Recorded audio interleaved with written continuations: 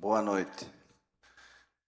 Sessão ordinária número 23 de 2026, de 3 de agosto de 2026. Com fé em Deus, declara aberta a presente sessão ordinária, contando com a presença de 8 vereadores.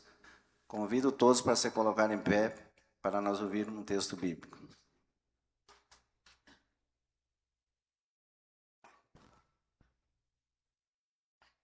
Jeremias 10, versículo 6. Ninguém há semelhante a ti, ó Senhor. Tu és grande, e grande o teu nome em força.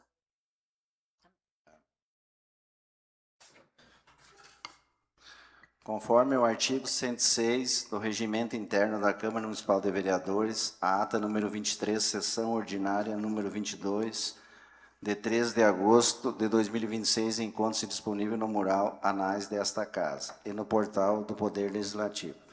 Coloco em votação a ata, então. Vereador Naquim. Me abstenho. Vereadora Priscila. Favorável. Vereador Sandro. Favorável, presidente. Vereador Fabrício. Favorável.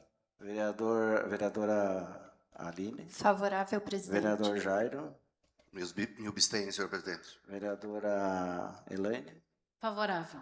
Aprovado, então, a ata por 5 votos. Expediente do dia não há, tribuna popular não há. Baixando para análise nas comissões permanentes projeto de lei do Executivo 3151 de 31 de julho de 2026.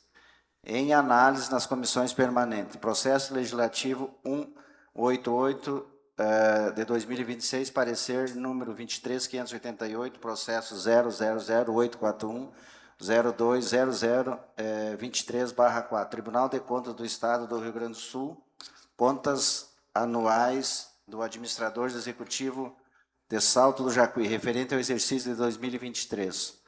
Folhas formais de controle interno, recomendações do senhor Ronaldo Olímpio Pereira Moraes, parecer favorável com ressalva. Aguarda a defesa escrita às ordens, despesa do julgamento, 14 de agosto.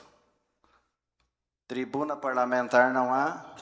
Estando cumprida a presente sessão ordinária na íntegra, declaro encerrados os trabalhos. Que Deus nos ilumine a todos. Boa noite.